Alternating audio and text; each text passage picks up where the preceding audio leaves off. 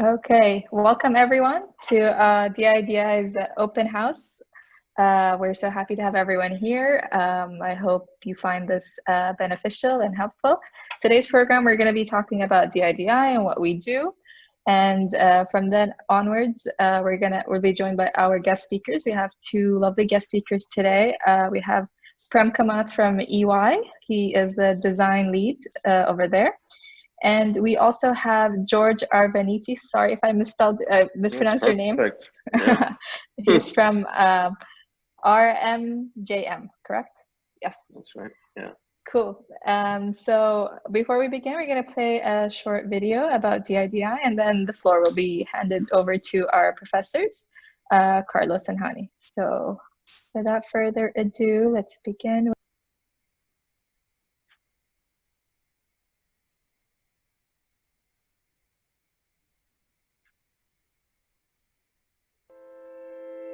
No great thing, no beautiful invention happened just like that. It happens when we leave our comfort zone and embrace change, creativity, and out of the ordinary. We live in interesting times. We live in a world that's constantly asking questions, that's constantly changing. In a world where blockchain and robots will be the norm, where 85% of tomorrow's jobs don't exist yet, where being multi-skilled is not just celebrated, but essential. At Dubai Institute of Design and Innovation, we believe that we need to prepare you for the future, to teach you skills that will power your tomorrow. Today, design matters more than ever. But how can design help, you may ask?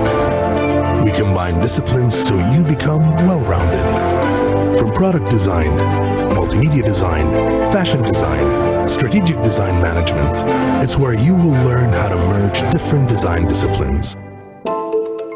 Presenting a 4-year Bachelor of Design degree in collaboration with MIT and Parsons' new School of Design. DIDI, not just another design university.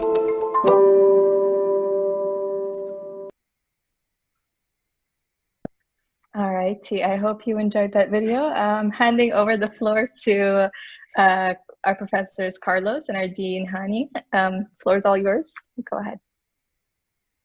Thank you. Welcome, everyone. I'm Hani. I'm the Dean. Thank you, Razan, for this introduction. And thank you all for being here, especially our guests, Prem from EY and George from RMJM. And for the parents and the prospective students, please use this opportunity to learn more about design, and that's why we have these professionals today with us to basically tell us about why they would hire people, what are they looking for in terms of skills. And Carlos is here with us, and I will start just to give an idea about our idea about how to future-proof the next generation. I'm sure as parents and our students' perspectives, this is what's on your mind. How do I know that when I graduate, I'm still going to be relevant, I'm not going to be changed or replaced by machines? So basically, I'm going to share my screen and walk you through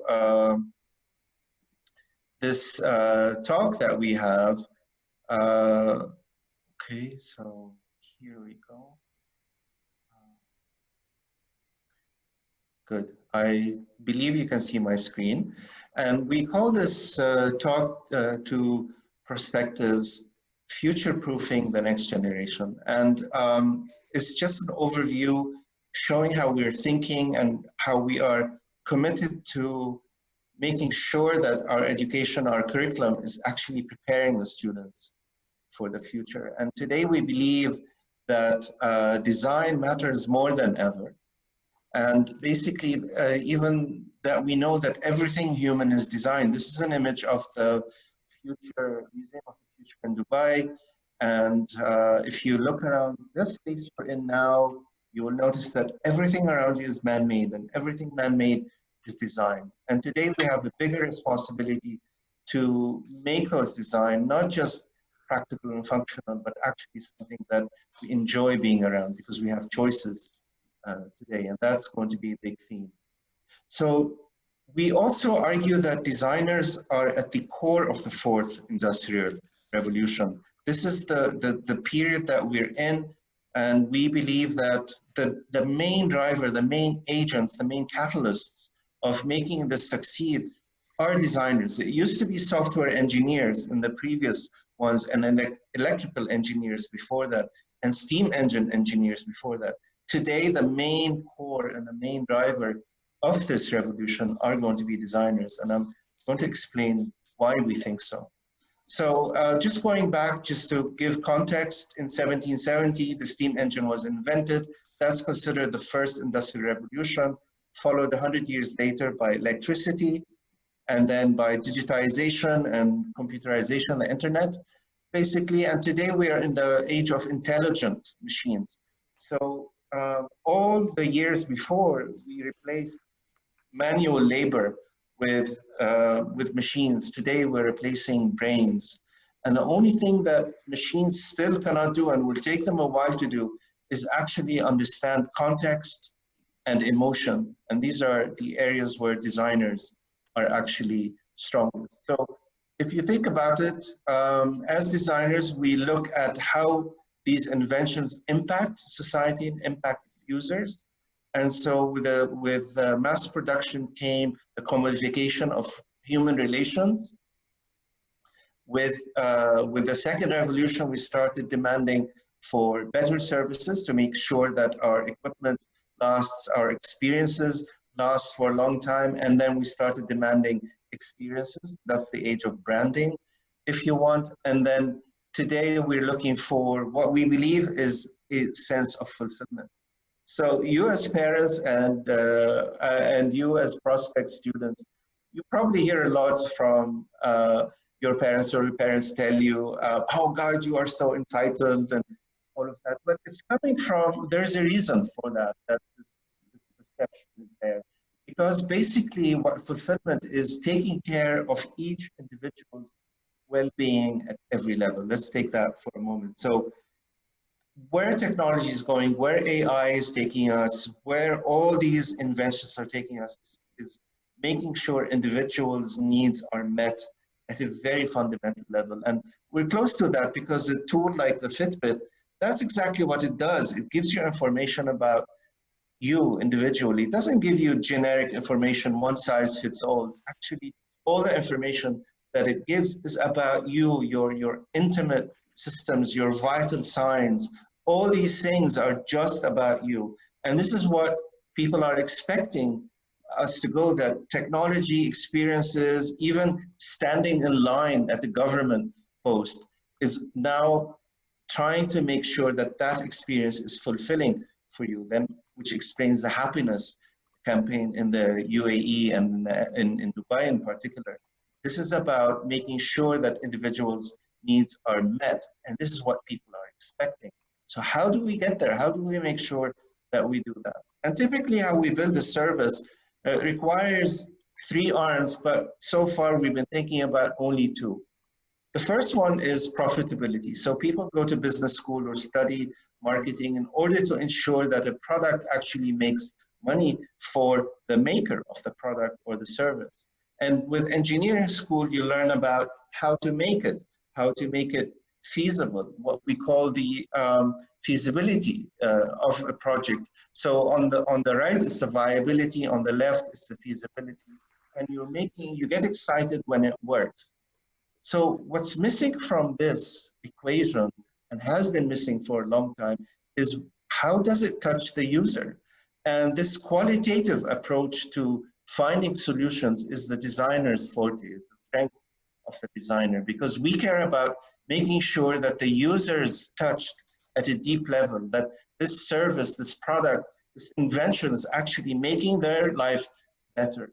And this has become important because today businesses are changing their approach. They're listening to designers, they're talking to designers, and Prem can tell you about that because Ernst & Young, for example, has been acquiring design firms. And part of the reason is to actually make sure that businesses learn to think about the user first in order to differentiate, in order to have that edge in the market. And the same thing with engineering. They're changing their attitude to think about how can I make the user efficient? It's not enough that the product works. The user must be happy with it. The user must be coming back to it and using it and not shelving it, as happens so often with great technology, but if it doesn't have a human dimension, it just gets shelved. Here's a simple example to try and understand that. So if I put these two cars in front of you, they're on a marketing level, they're precisely the same target audience, precisely engineering level, precisely engineered, more or less at the same level in terms of their price, they're more or less the same price range in terms of features, everything. So in terms of business, in terms of engineering, they're equivalent. But yet you have to make a choice. What will make you decide? You're not going to do this. You don't do that. No one does that anymore, especially now that engines are just black boxes and a bunch of electronics, so you can't really tell. And basically they're the same. The decision is going to come from how you feel inside the car, and how it makes you feel and how it makes you look, and what is that sensation, the sounds it makes, the hum that it has, the smell, all these sensations, which are all design elements. This is all comes from designers thinking and empathizing with users. The same with phones, even the way they photograph them is the same. So in terms of tech, in terms of features, in terms of even dimensions and everything, resolution, number of cameras, all of that, they're pretty much the same. Price range, more or less the same. And the last time you did this, you lost the warranty, right? You don't look at the engineering anymore. The only decision factor remaining is how you feel about the product. And those of you who use Apples are probably now saying, of course it's an Apple, right? And you know, Apple has a very strong following because Apple early on understood, Jobs and Jony Ive understood that it should be a design-driven organization, not an engineering-driven. And that was the main differentiator of Steve Jobs' approach, let's say, to other companies like IBM or Microsoft, that they understood that design was the main driver, and that's what builds loyalty and sales. Don't take my word for it. There's something called the Design Value Index, which basically shows you that if you invest over a 10-year period, amount of money in the S&P index versus a design-led company like Apple or Starbucks, and today IBM, Nike, the value you're going to generate is so much higher if you go for a design value index, because the products that they do, the loyalty that they build is much higher. We have statistics show that design-led companies have 50% more loyalty than non-design-led companies. So in the end, what I'm trying to say is that design actually bridges between technology and strategy in order to create human experiences, because design actually humanizes technology and it actually makes innovation visible. You might have the world's best idea, but if you're not able to communicate it visually, it's not going to go anywhere. And communicating visually is a core skill that designers learn at DIDI. Design makes digital experiences desirable. That's for me, the most important thing. You can have the world's best robot, but if you can't trust that robot and have it around you in your house, it's not desirable. You won't even consider buying it. I mean, Ewan McClellan just wrote a book called Machines Like Me, and it's a novel about living with an AI humanoid and all the things that happen there. It's fantastic, ethical and you know, moral and other issues that come with living day to day with a robot. And it's only designers who can understand the emotional connection with a human. So how do we future-proof the next generation? Especially where, like you heard in the video, where blockchains and robots will be the norm. And blockchain today is normal in the UAE. We don't hear about it anymore because it's there. It's happening. It's transforming businesses on the quiet. And robots, I mean, robots are everywhere when you think about it.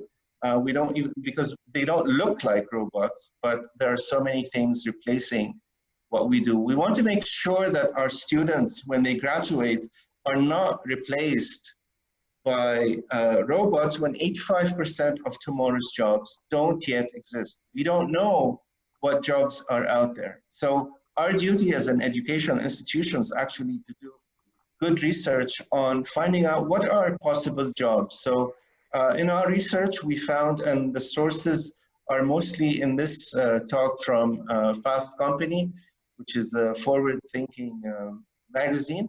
So they identified augmented reality designer as a future job, chief drone experience designer. Now, people who know me know how much I love this story. I mean, we know that Prime Air from Amazon and other companies are excited about, you know, drones delivering your goods. But I want you just for a second to think about being chased by a humming, buzzing robot about to drop a box on you.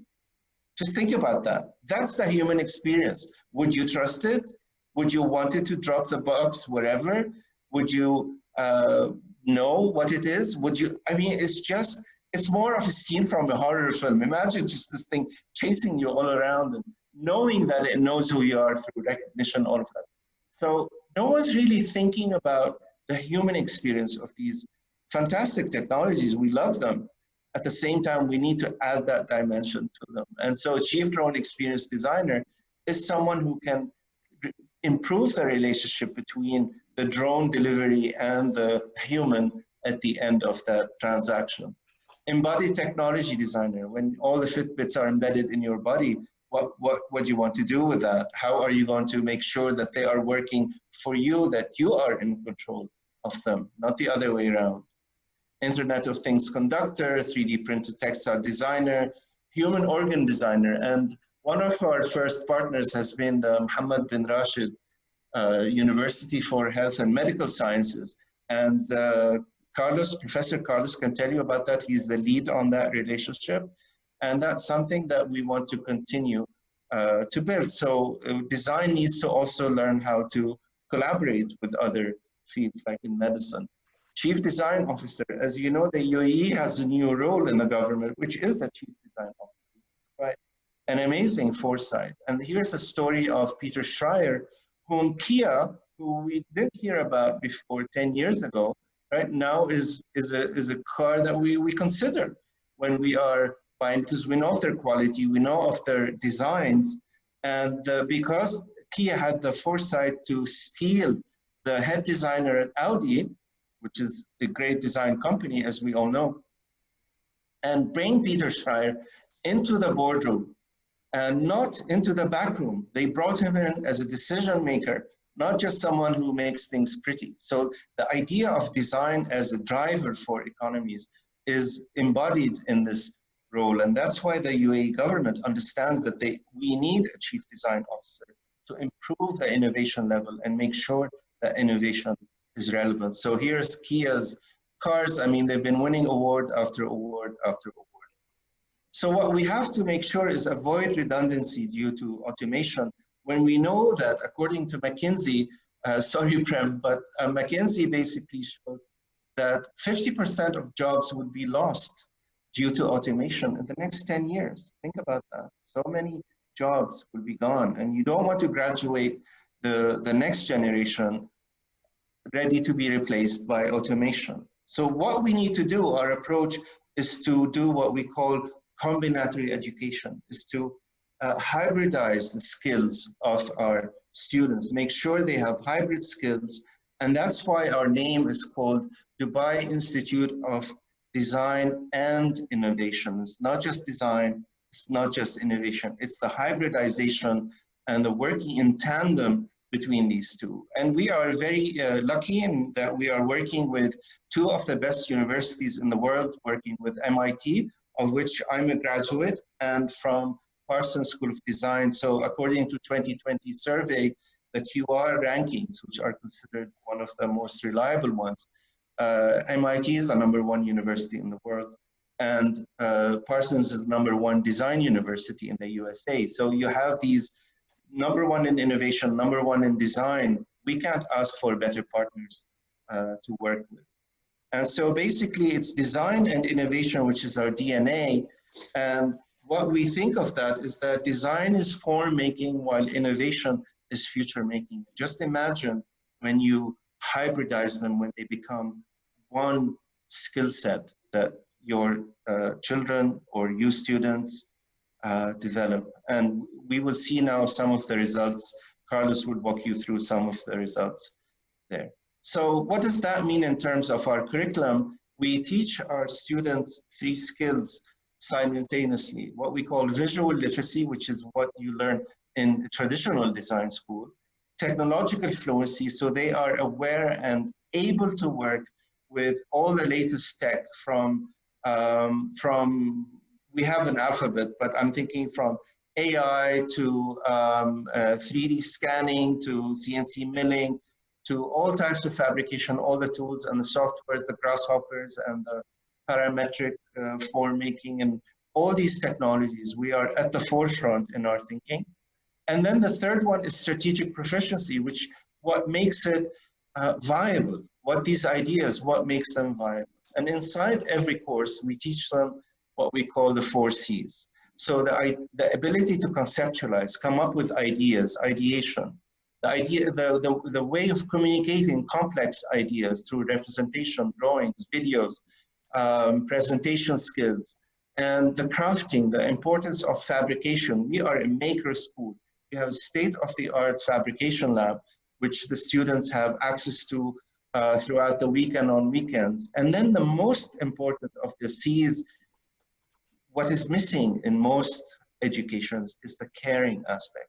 Why are we doing this? And you will see that through the students' work that there's a lot of empathy for the other, there's a lot of empathy for other humans, and there's a lot of awareness for ethical practices, including sustainability, whether in fashion or in other fields. So this becomes very important, caring for people and caring for the planet. It's really a big driver for the ideas that we develop. So we offer 4 disciplines, as the video showed: product design, multimedia design, fashion design, and strategic design management. And this is a good place to challenge us and say, wait, you're talking about hybridization. How is this hybridization? You're falling back into the silos that exist out there. It is true. This is our starting point. We have to start where the market is missing. So we identified these 4 disciplines is where there's a lot of growth in the MENA region. And there are places, universities that don't teach some of these fields. So we wanted to fill the gap to complete the availability of design education for the youth.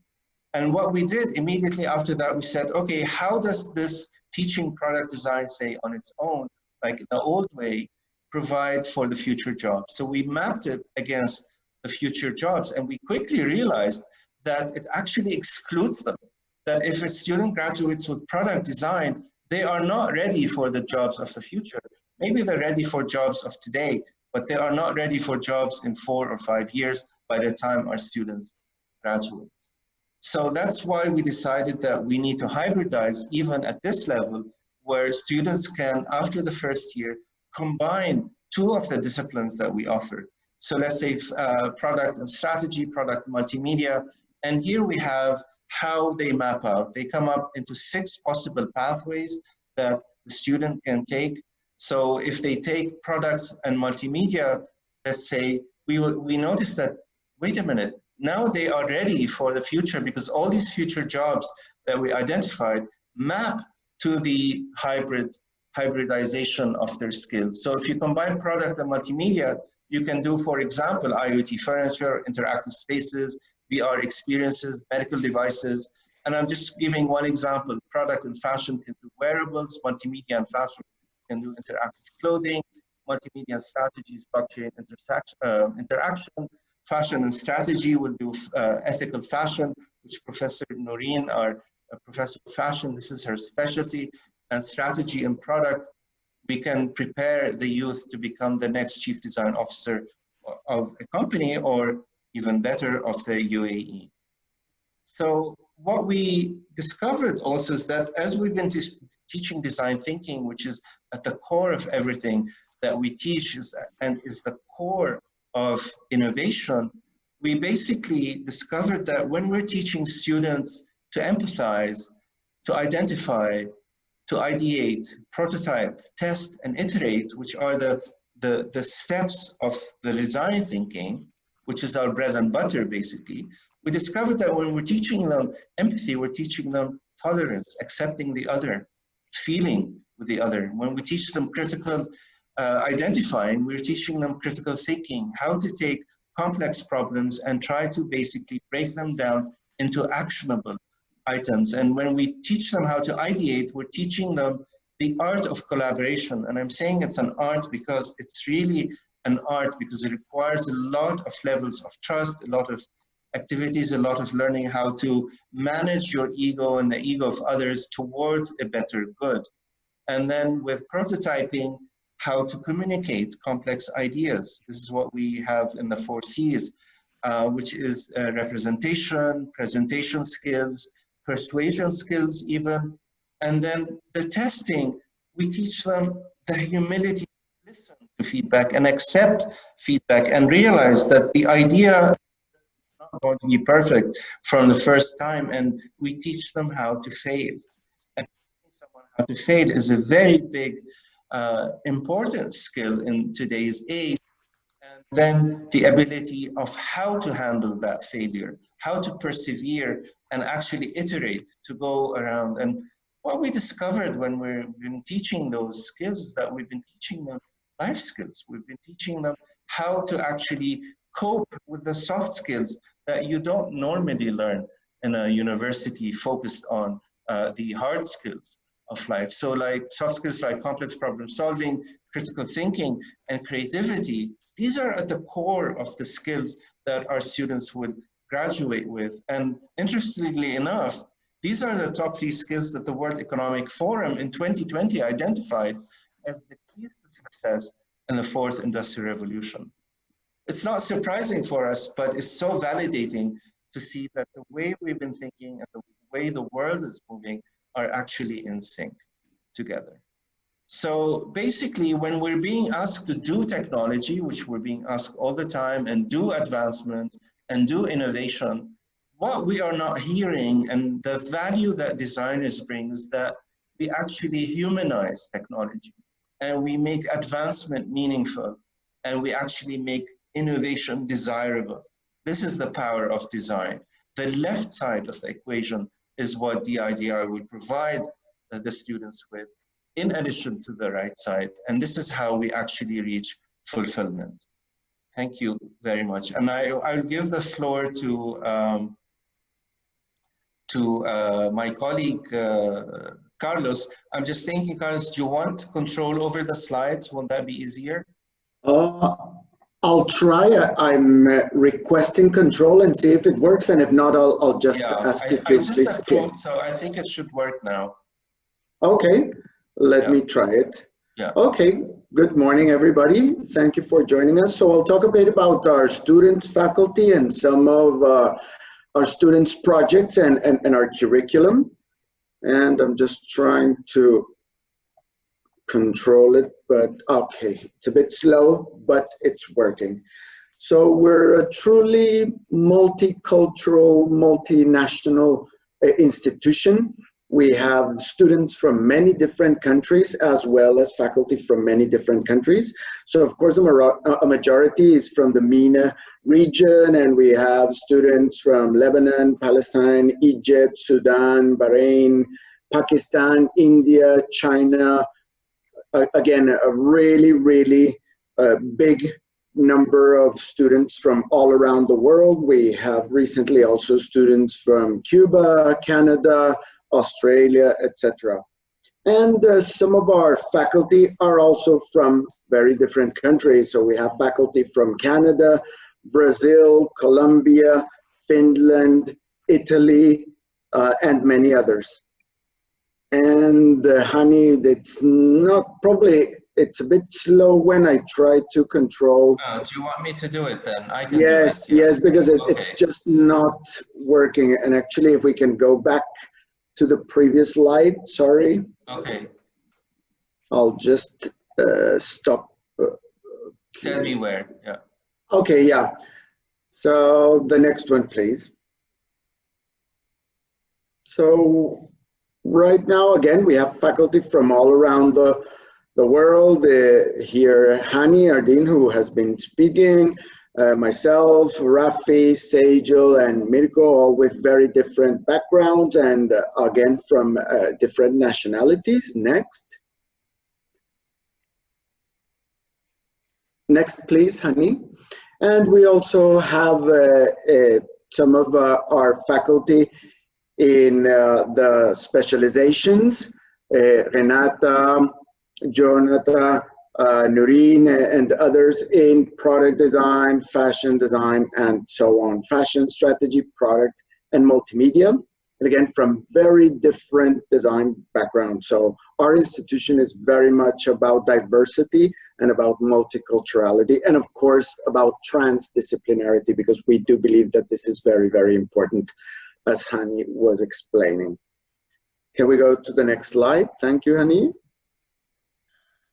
So this is one of the most important aspects of a design university, and it's our fabrication lab.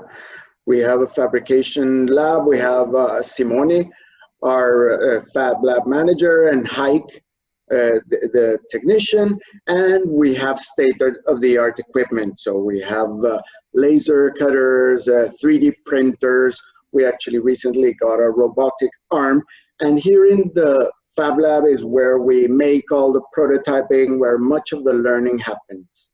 Again, because design in many cases is learning by doing and by experimenting. Next.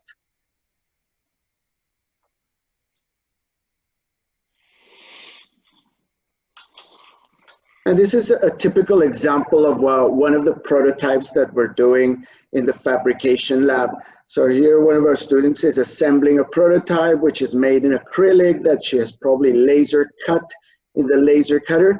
But again, unlike many design schools, we do not just concentrate, let's say, in the form or in the appearance, but we also think about the technology. So here we see some of the servos and some of the electronics of this prototype. Next.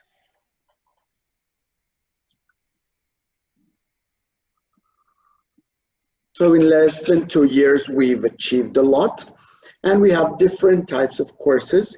So the core of design education is the studio, which is where we develop the main projects. Then we have workshops where we learn the basic skills. And then we also have the lectures where we study the theory around design. This is an example of drawing in the studio in the first semester. But what is important is that we don't just do drawing for the sake of drawing, but we do drawing for the sake of thinking and for the sake of communication. So in this case, what seems just like some dots with lines in different colors, it's actually an analysis of a system and a representation of the rules in the system. Because again, the thinking part is very, very important. Next.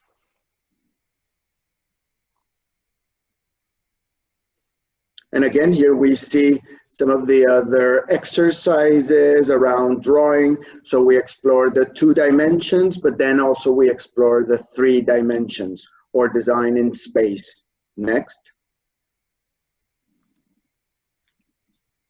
Some of these designs from the first year have already been used by some of our collaborators. So we're already developing many collaborations with industry and other partners, as I will show you later. But in this case, the first year drawings, again, understanding systems, were used by this company, Silsal, as in a way, well, to enhance their current lines of products. Next.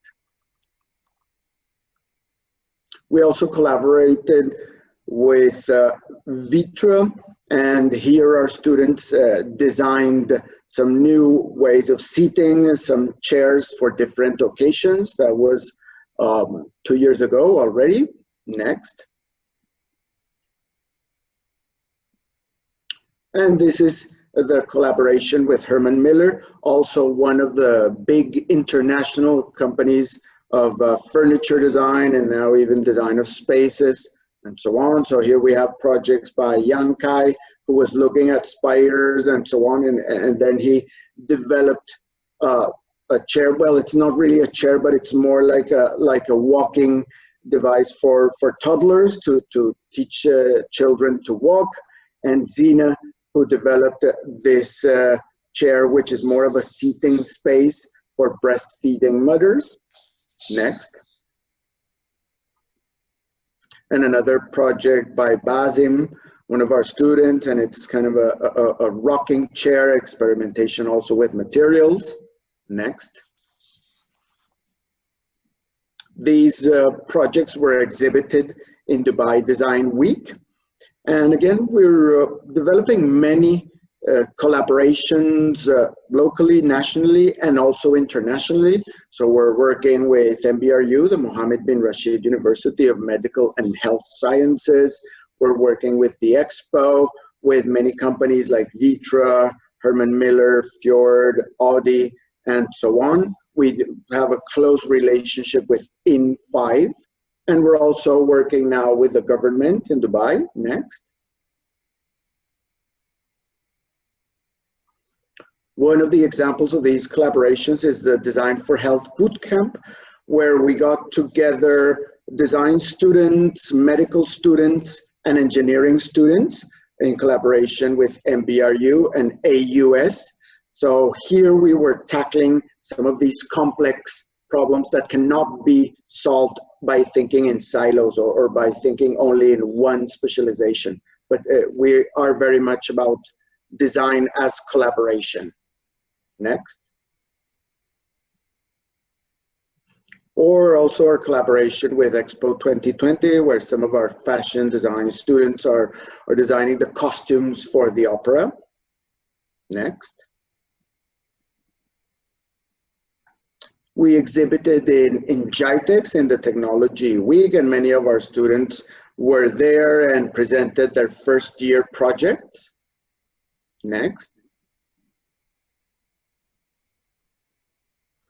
Now I'll talk a bit about the workshop. So in the workshop is where we learn the skills, both let's say the hand skills of drawing, well, especially model making and prototyping, but also the digital skills.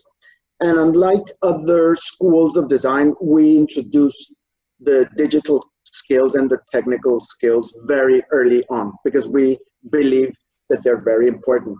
So here we see in the image some experimentations, what we call the ecology of forms is this workshop where we start experimenting with different materials, with different shapes, with different manufacturing processes, and how we can create and generate some of these forms. So here we see prototypes in clay, in foam, in wood, and so on. Next.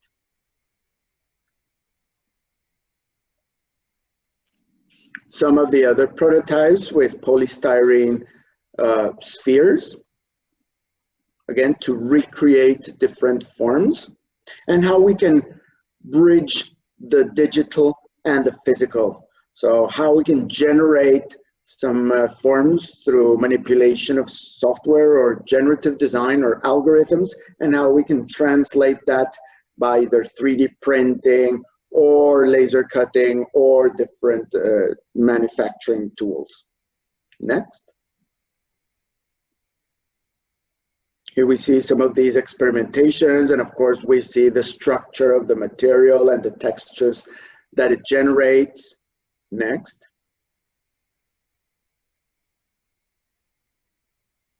And also how some of these digitally generated forms can be materialized. In this case, physical simulations, and we can achieve these by 3D printing, by using different materials. Next.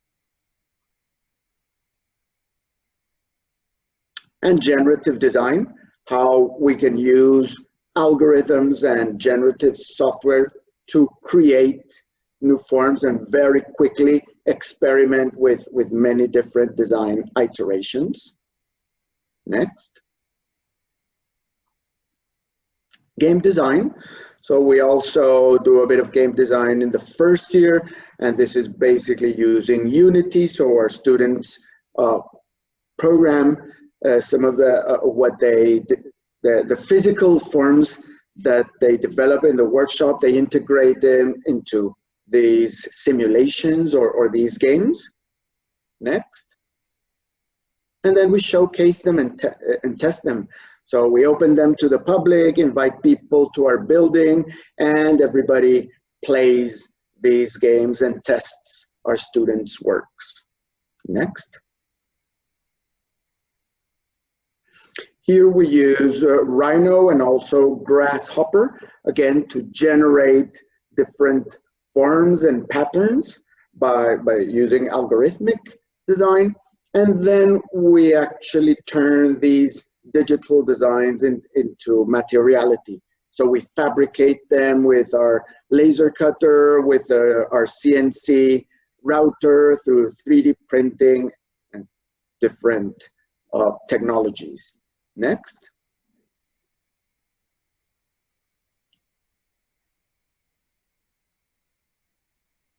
So here we see some of the different applications of this design.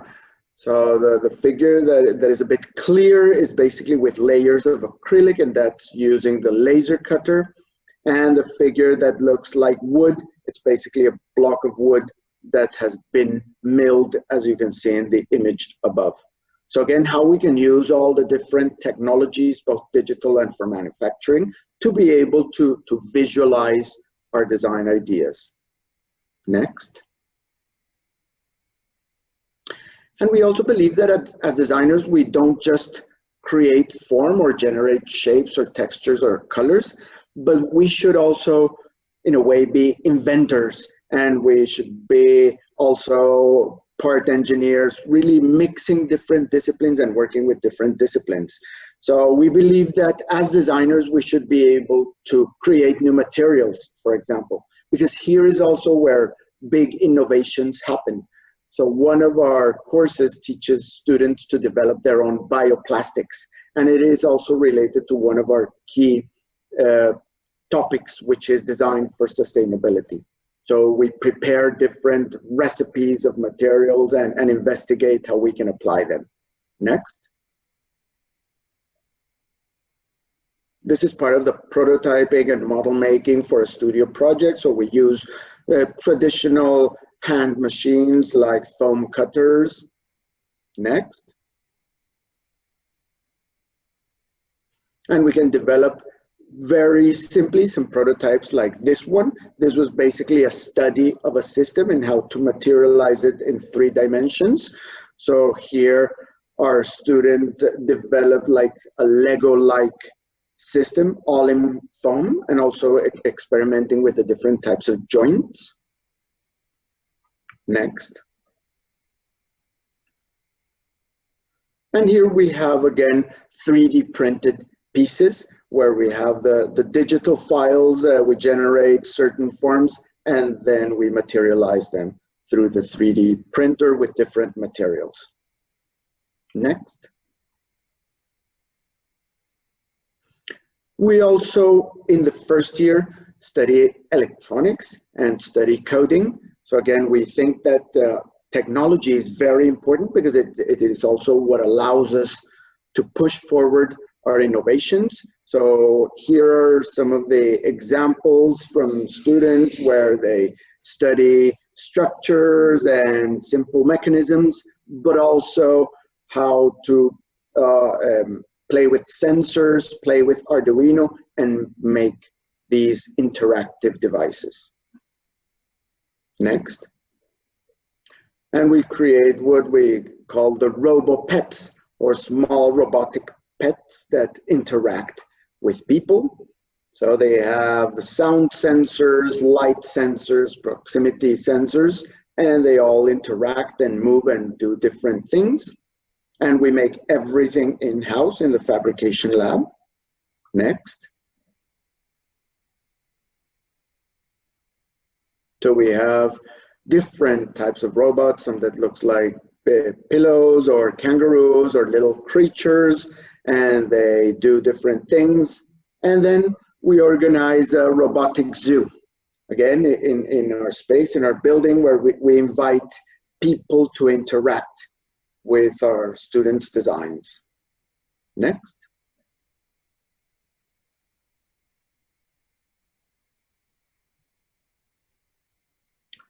Here are some of the projects around studio. And again, in the studio, the concept or the idea behind something is very, very important.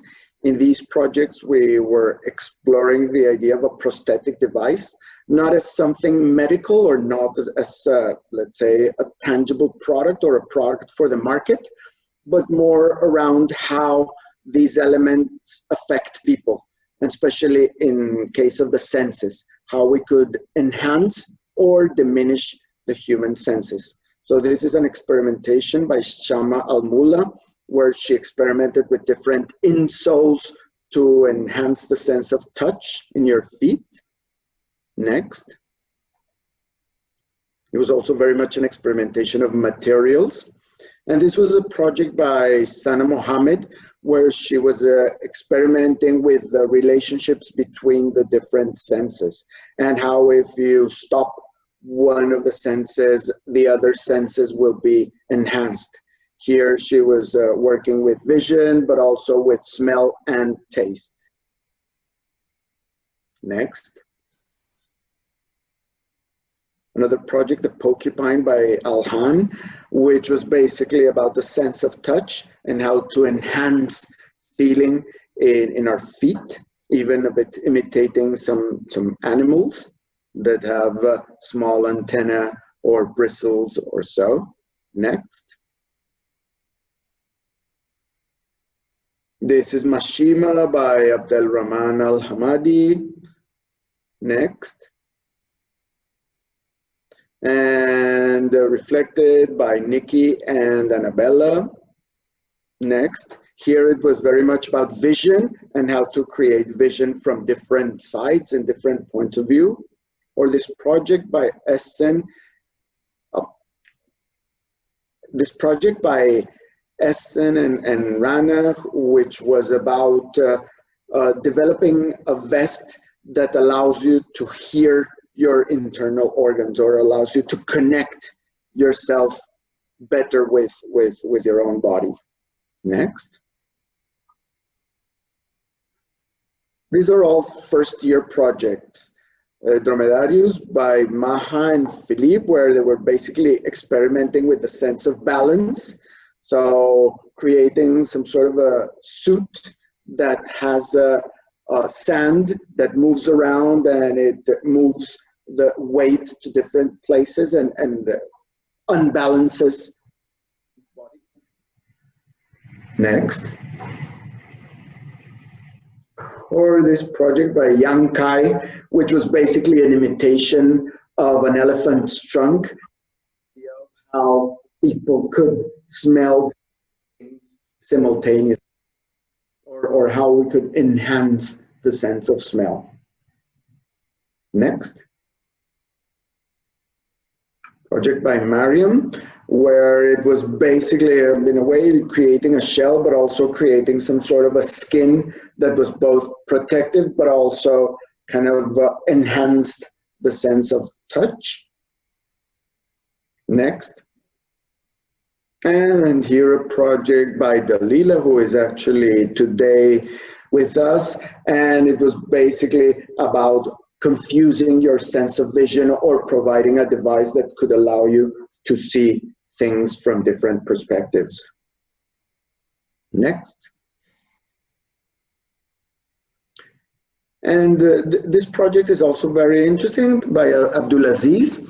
So he created a device that in a way replaces the sticks that blind people use when they want to walk. So using some sensors and some electronics, he created this device to help blind people navigate the space. Next.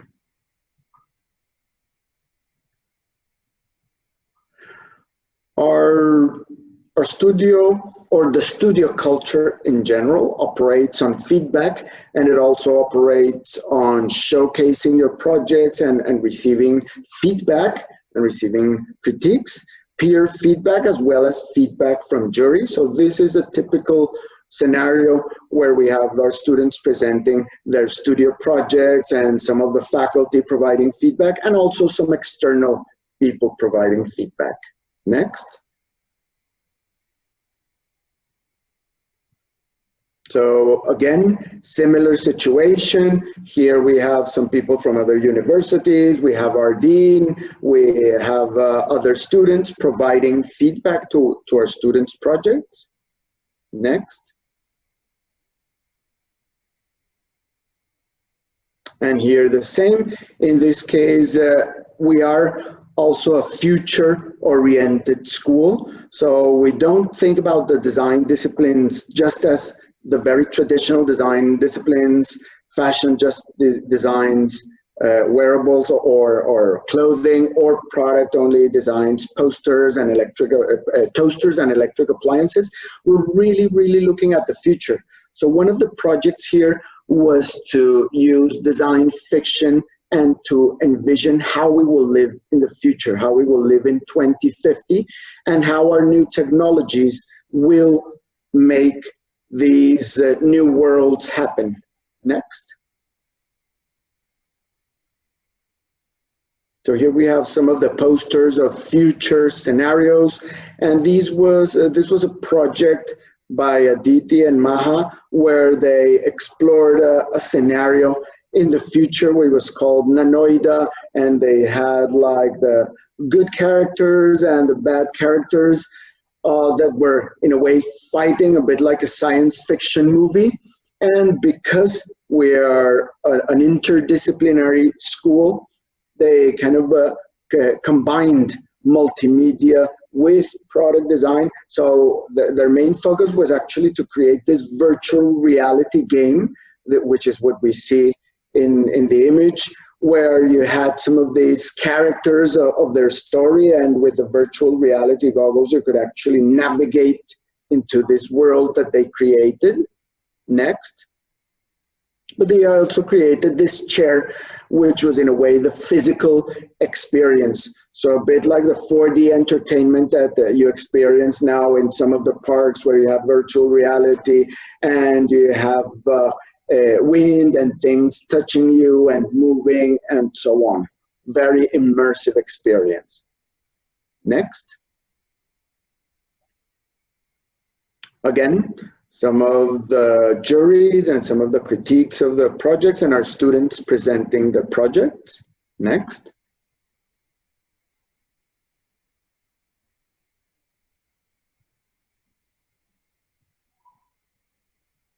This is a deployable structure developed by Alhan, Rafif, and Mona. And it's very interesting because it could have many different applications, from aerospace to construction to camping here on Earth. But the innovation was basically in the structure itself and in the use of materials. Next. And this all came basically from experimenting with different materials. So of course, all the mathematics and all the structure, the structural understanding, but it was born from experimentation with different materials, in this case leather, sometimes acrylic, and playing with manufacturing processes and what this became. Next.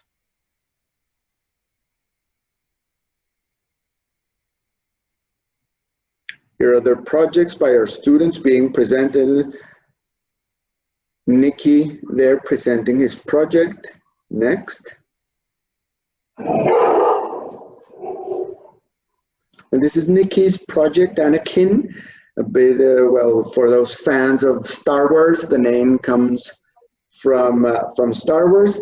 But the concept here was to create a creature for the future that could take waste and digest it and used as ways to 3D print items.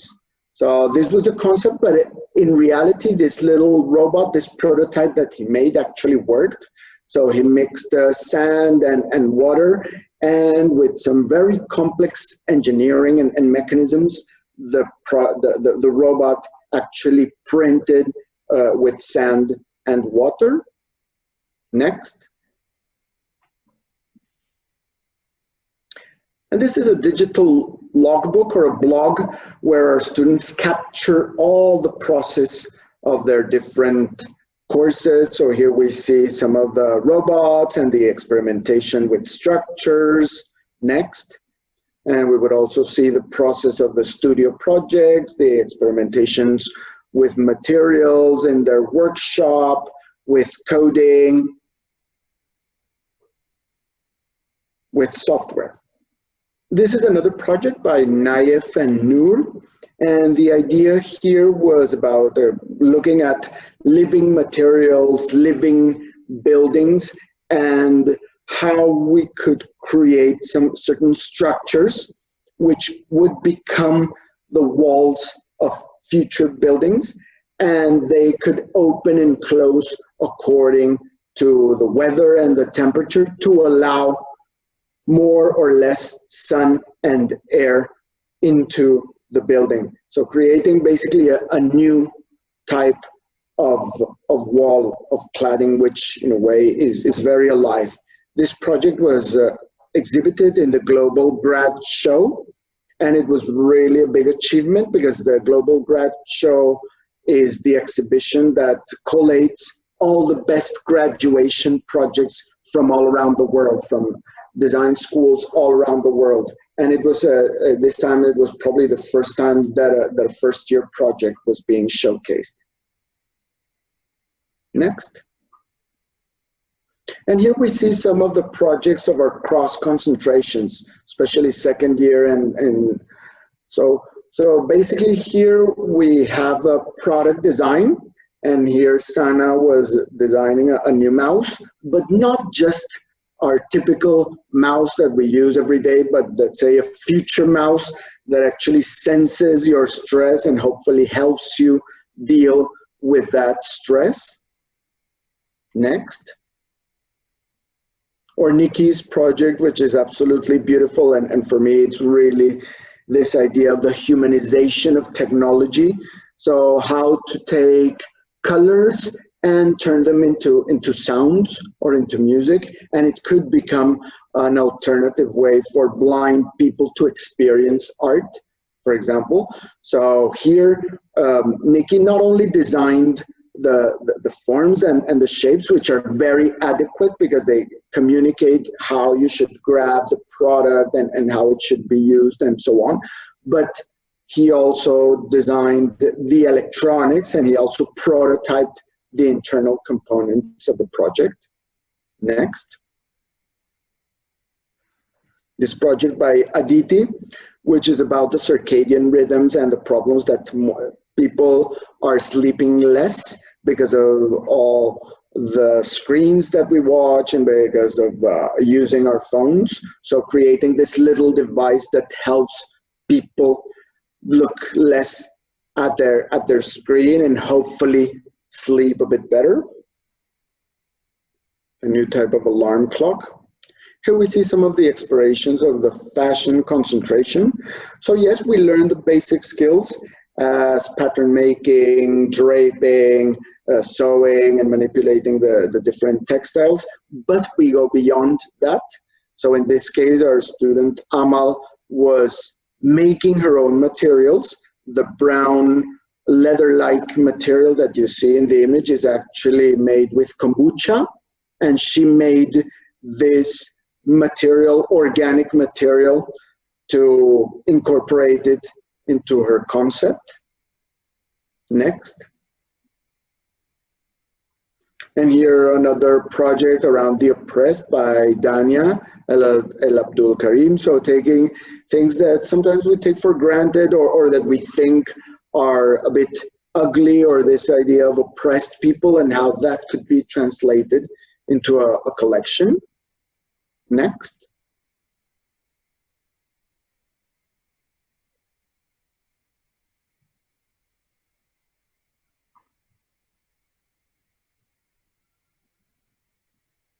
and some of the other different projects in fashion. So in the workshop, for example, some of our students had to take previously worn shirts or coats, and they had to disassemble them and turn them into something else. And one of the topics that we really explore a lot is the idea of ethical fashion, sustainable fashion, recyclability of materials, repurposing. Next. Multimedia. So we have courses like tangible computing, and here the video is playing, and this little device is like a toy for the cats.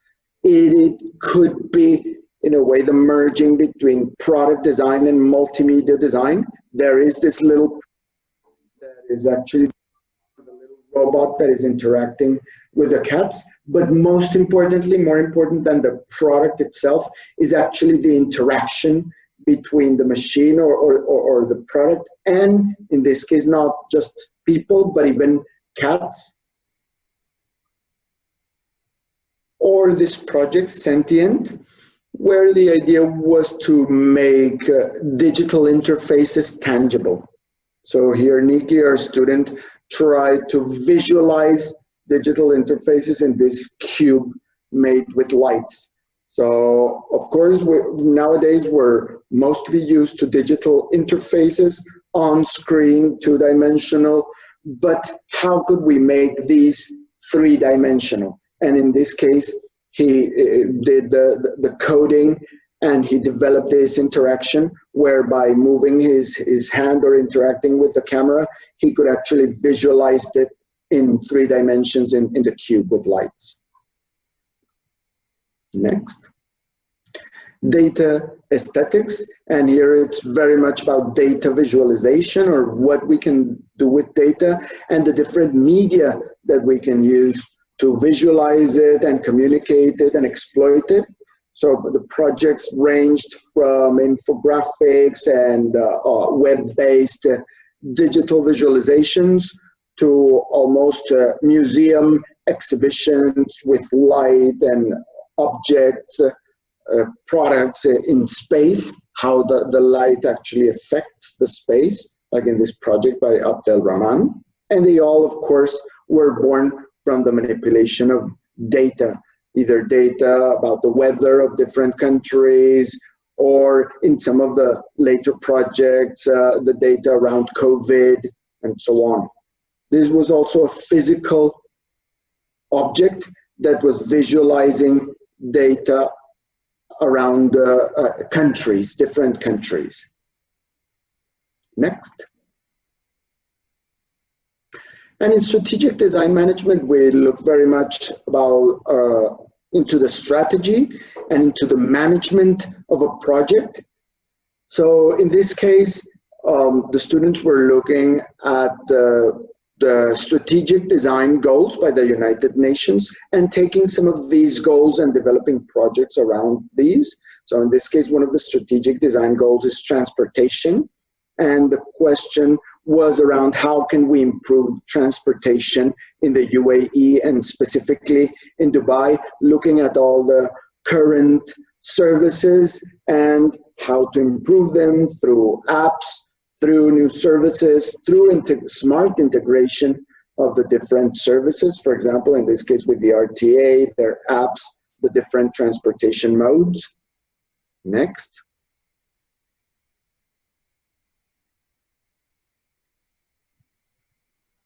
And this was a project which is also related to a small business, because entrepreneurship is very, very important at DIDI. So looking at dates and date farming, something very local and very relevant to the region, and how the students explored how we could develop new businesses around dates. And they even experimenting, creating a beverage around the dried and ground date pits and so on. Many different approaches to new businesses. Next.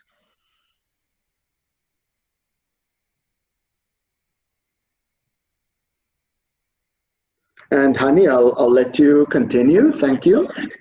Thank you, Carlos. Thank you for this overview of work. For me, what's amazing is just to see that these students produce this work. Most of the work we saw is first-year student work.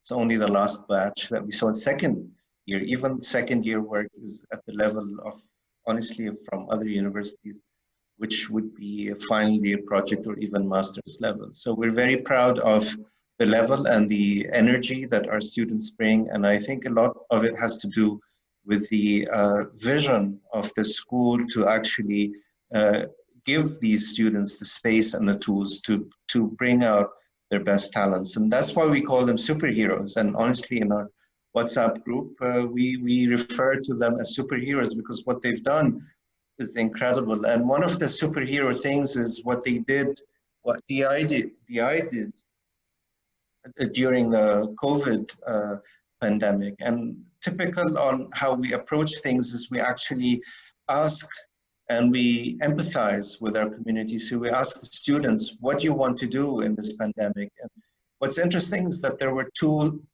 approaches. And I think that it was very helpful for us as an administration to actually gather that data and listen to them. The first group said, you know what, I don't want to be disrupted. I'm already anxious and nervous and feel disrupted. I want to continue what I'm doing and I want all the work that I've done so far to actually take it to the end. So there was a group of students, I would say half the school and half the faculty, that basically said, let's continue doing what we're doing. The best defense is basically to actually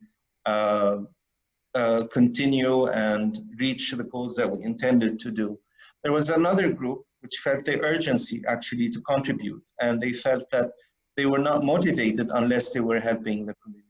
And so I won't go into these for now, but just to give you an idea that even the way we approach the solution to the pandemic is actually empathizing and listening to what the students want. And we developed different things. We became very agile in the way we responded. We are small enough to be agile.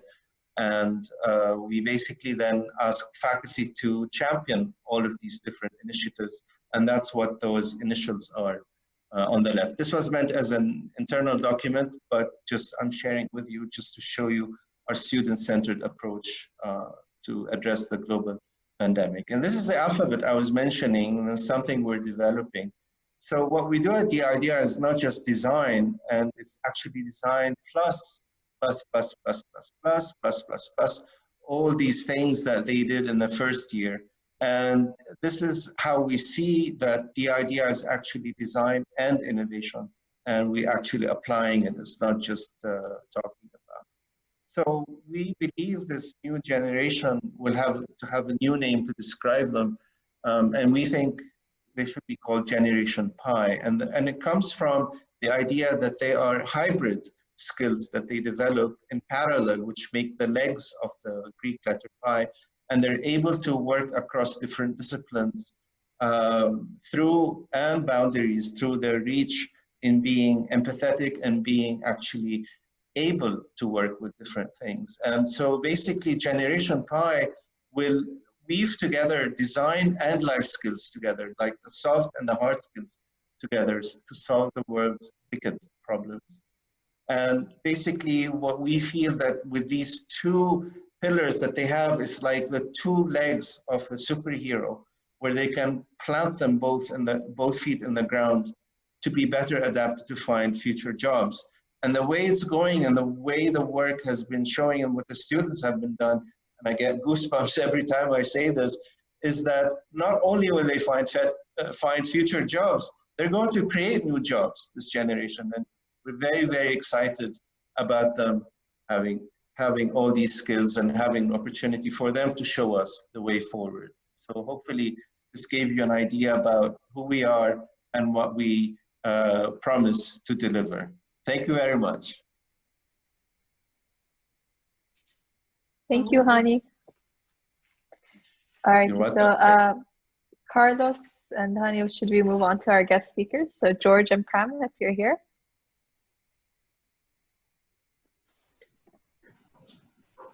Yes, thank you, Razan.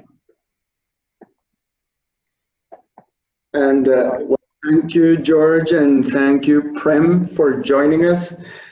So, well, probably my first question, it would be to ask you to introduce yourselves and what sort of training, what sort of design training you had, and what sort of work you've been doing lately. So, George, maybe if you want to start, and then we will go with Prem. Thank you.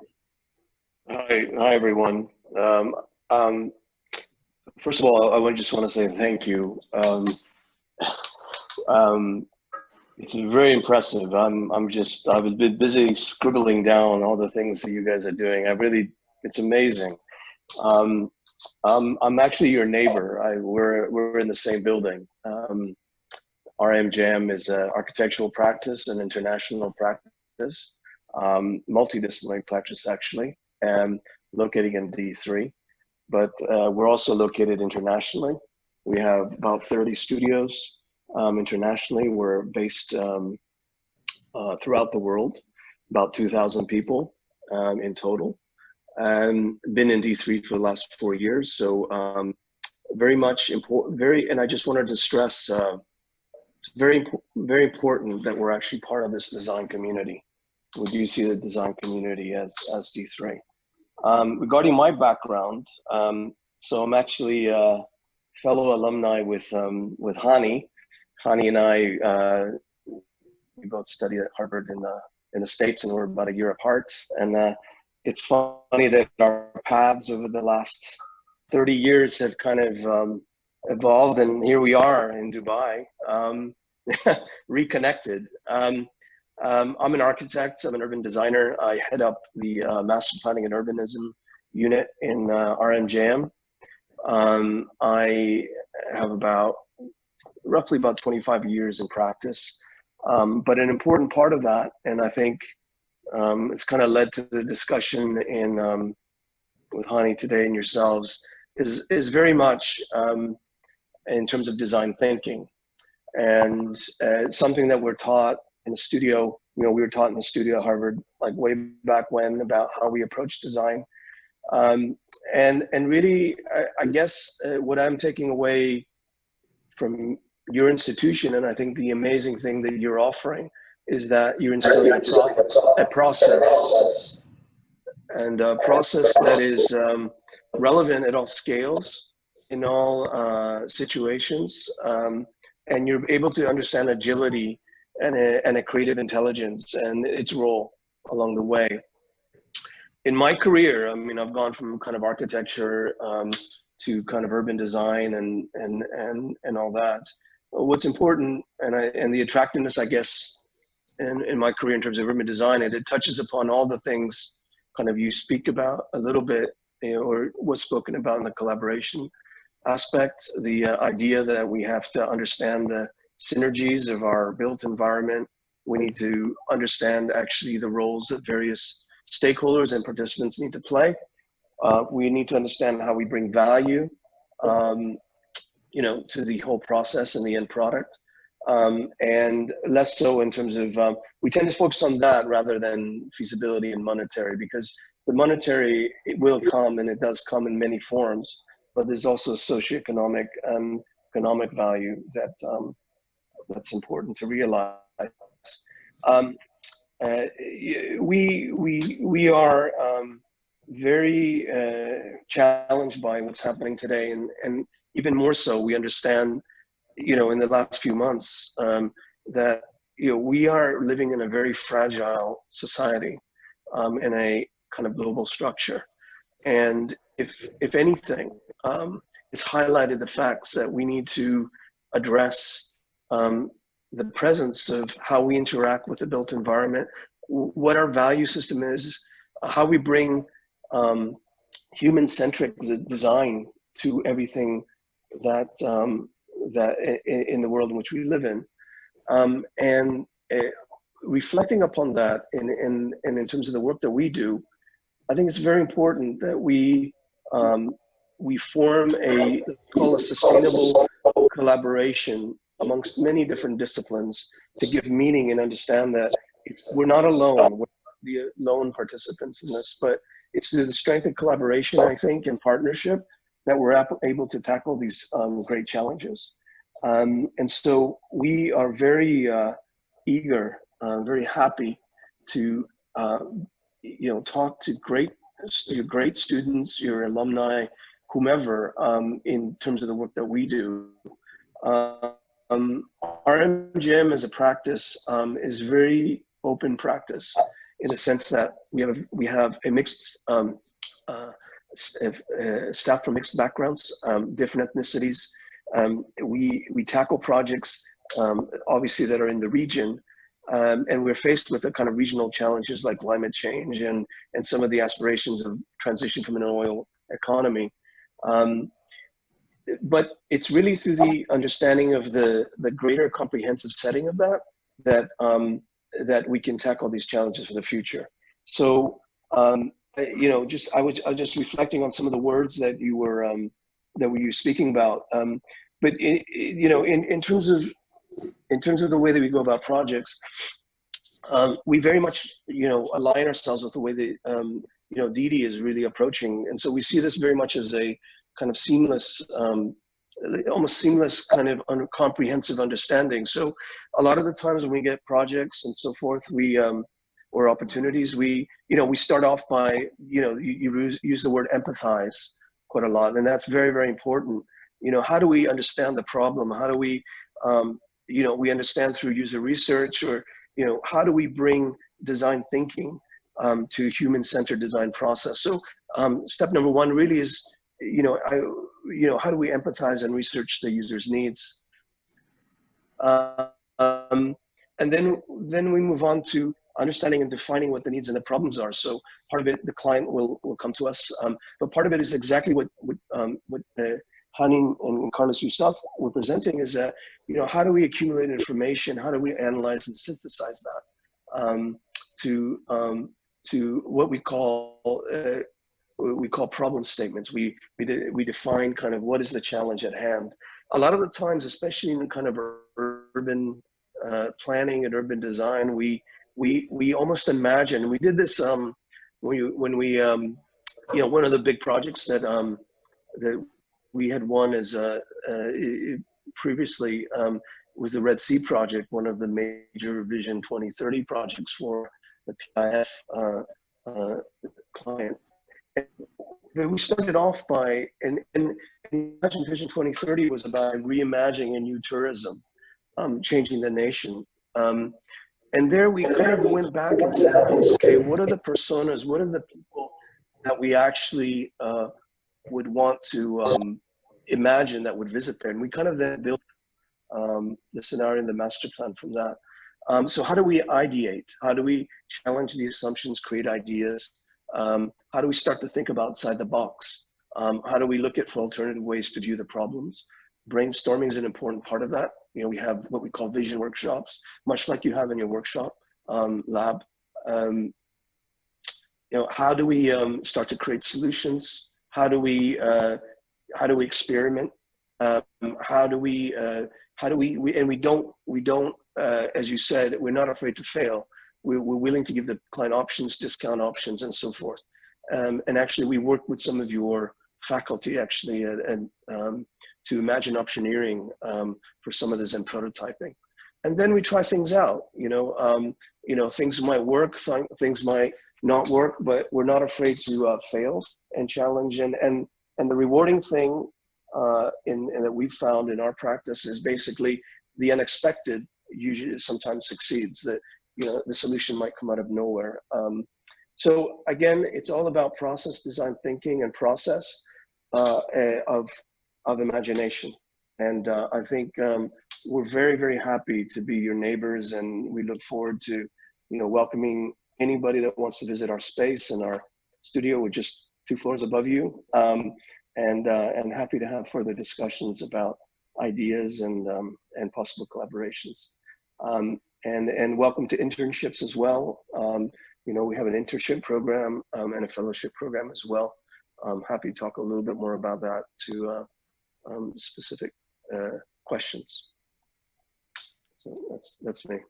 Thank you so much, George. That's really validating, and it's great to know that you are in the building. I mean, RMJM, you're very modest, but RMJM is a very well-known firm with a very ethical practice that's global. And so for our students to have internships at your firm and you make that offer, this is huge for them. This will be actually a great window for them to see, you know, what's there, and it's great you're in the same building. And that's the reason we are in D3, actually, to work with people like you. And it's funny that when we were both at Harvard, we only met here in Dubai. So it's one of those things. So because now you're in D3 as well, which is awesome. So definitely we want to have a very open door relationship with RMJM, and so our students can have access to all the great talent and ideas that you have. We are so appreciative. Thank you. Oh, it would be amazing to do that. Yes, Yeah. Thank you. Yeah. And please visit. Yes, Anybody. yes, I promise. That's, Yeah, so just go open upstairs. doors, we said. Yeah.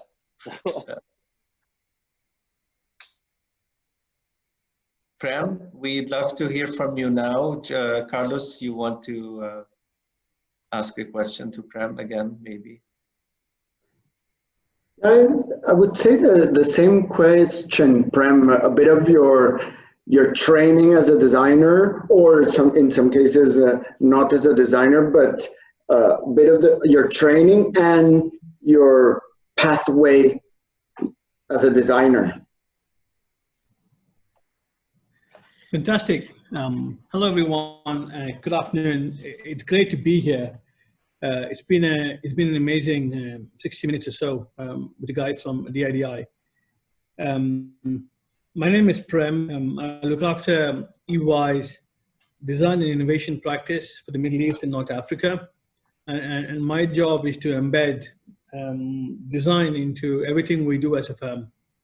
And most of you may know EY, Ernst & Young. We're better known as an audit firm. I come from a smaller part of the firm that is growing very quickly, where we focus on consulting services. And within consulting services, about 4 years ago, we began our design journey. As part of this, we've grown both organically, as in from the firm itself, and inorganically, where we've acquired design agencies across the world. So far, I think we've made over 50 acquisitions in the space of design. When I mean design, to Hani's point, the broad sense of various forms of design. Our latest acquisition was a design firm called Doberman in the Nordics a month ago. They've done some fantastic work with MoMA. They've worked on the transparent speakers, if you've heard of them. Essentially, what we try to do is to embed design when we take strategies to street.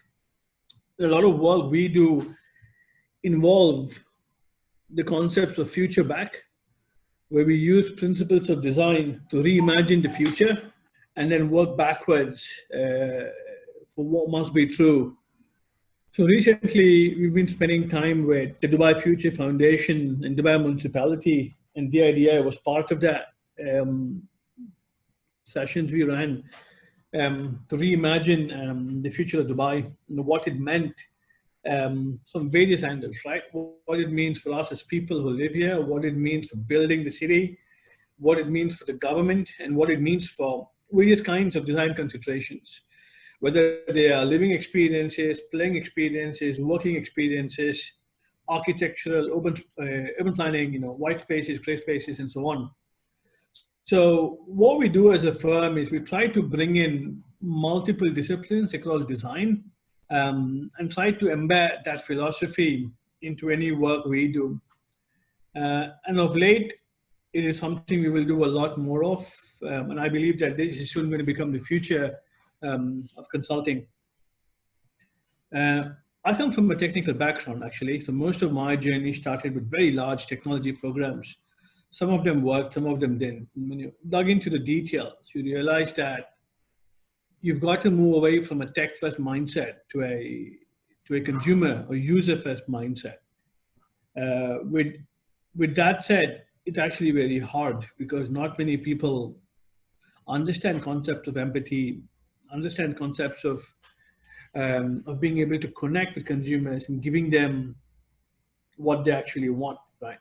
And this is where I think design schools and the likes of DIDI come into the picture, because that interdisciplinary mindset, which is so critical for the future of work, is really hard to form otherwise. And I think the way this is structured, and I was telling Honey this, and couple who I work with, we're telling Honey this to say, if something like this existed when we were studying and graduating, we'd love to sign up, right? Because when I was back in college, there were very different definitions of what you had to pursue. But I think institutions like DIDI kind of bring together diverse perspectives and skills, and ultimately to create a pool of talent. That is what firms like ourselves look for, right? I mean, it's hard to find people who can think different. It's very hard to find people who can think outside the box and then be bold to reimagine possibilities. They exist, very few of them that exist, and we are in a constant search to find this cohort. And it was this search that allowed us to, or resulted in us reaching DIDI. And yeah, we continue to work with them. We continue to hire talent that is different, that understands human centricity and has a design mindset to everything that we approach. Because that is the future, right? Everything has to be designed with purpose. And that is what we try to do. Back to you, Carlos. Thank you very much, Prem. I think that's fantastic. And what really resonated with me was your comment around that we shouldn't just be tech first or the technology just for the sake of technology, but we really need to look at the user, at the market, and how we create an experience and we make it desirable. And it was also in Hani's presentation, and I think it comes across both from George and from you as something that is very important nowadays and will be more and more important for the future of design.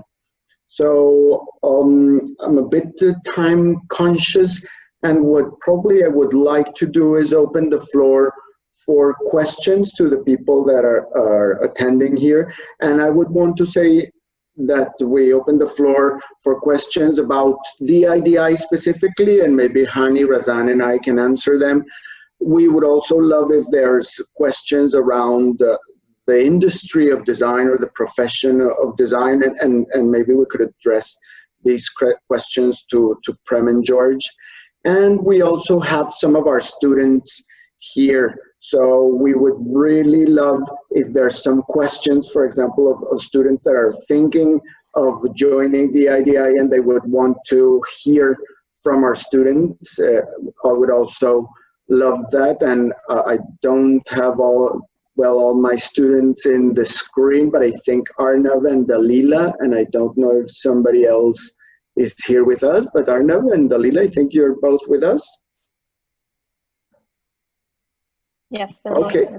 So Razan, we have some questions already in the chat. Would you like to conduct? Maybe we can start with the one around future population. Yeah, go ahead. That question is to you. It was asked by Drew, and he's asking, in the future, the population will increase and 50% of jobs will be lost. So in this case, what can be the solution for unemployment? Hani, you want to tackle that one? Yeah, I missed the last part about the unemployment. What about the unemployment? So he's saying, since population will increase and 50% of jobs will be lost, what would be the solution for this impending unemployment that will come? The reason jobs would be lost is because they'd be replaced by machines, as far as the research shows. Now, with the COVID, that's a different new dimension that we need to collect the data on. But answering the question based on machines replacing humans, the only area that machines will have a long time mastering, eventually they probably will, But until then, it's emotion and context, meaning machines cannot read context, and they cannot read emotion or express emotion. And through these two things, this is where creativity is. So designers are very much trained to understand context through empathy, and to actually understand emotion, again, through empathy, and design for that. So I think most jobs that will be lost will not be in design, and that's why we believe there'll be strong growth in design. But I will maybe Prem and George, you can add to that, because you're in the field.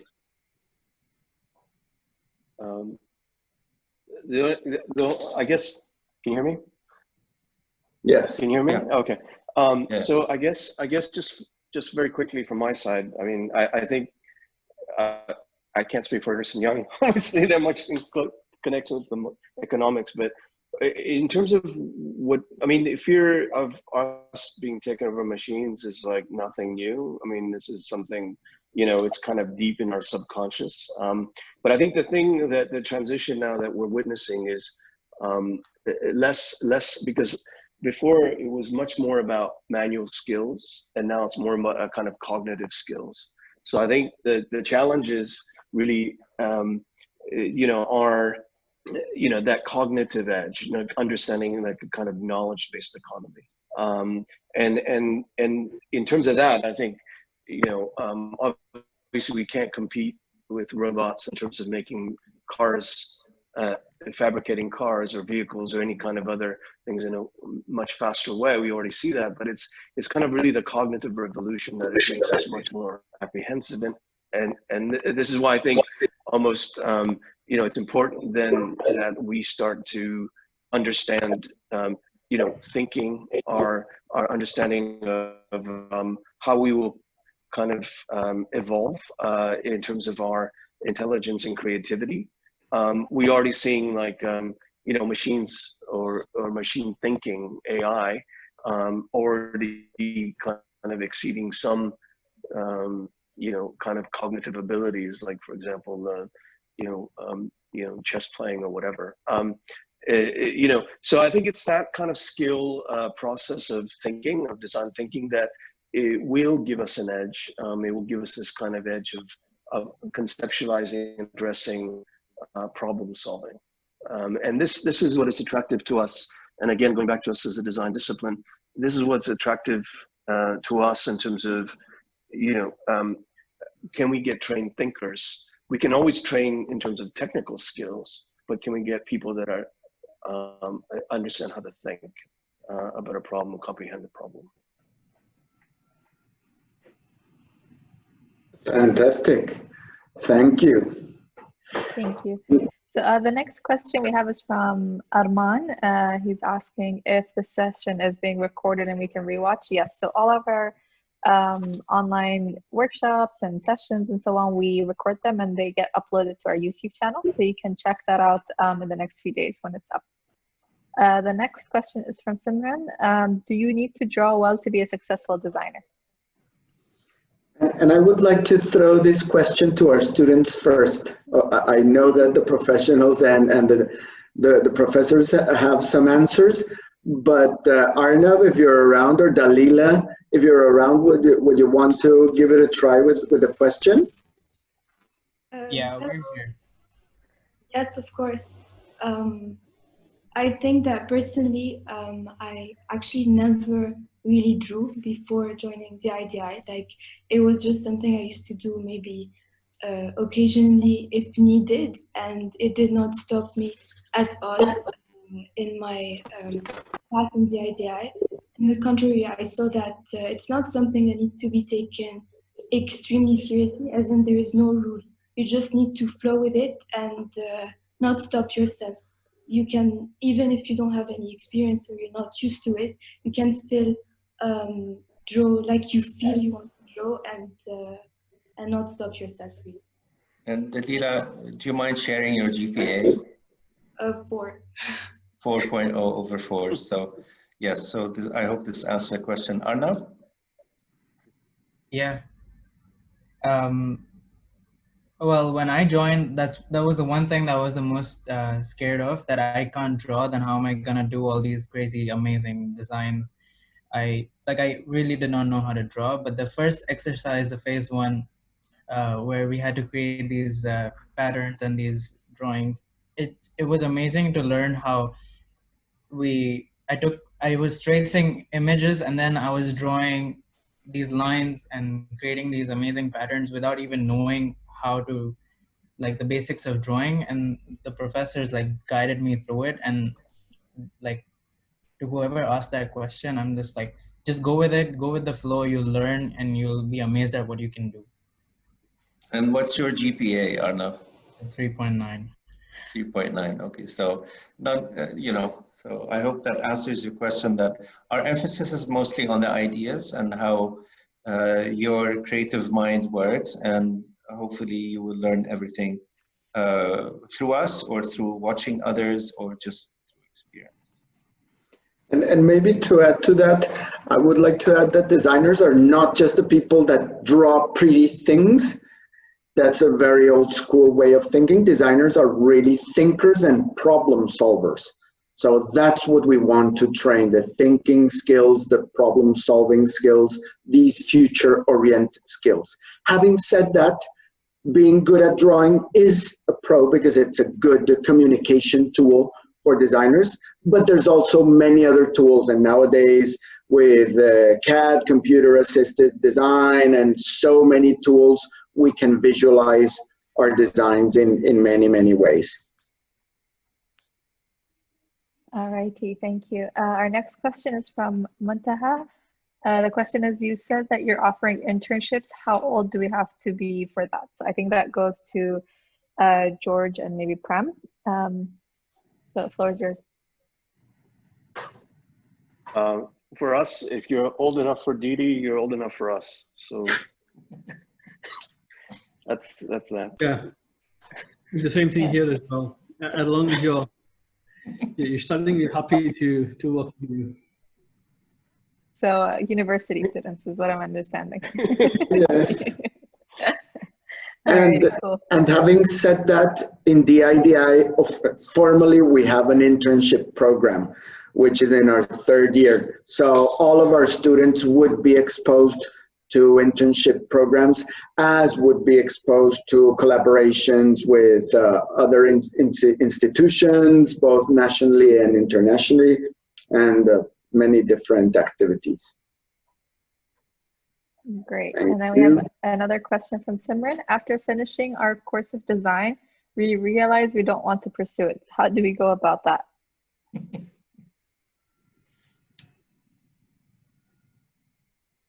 Hani, would you like to answer? Let me try and answer that one.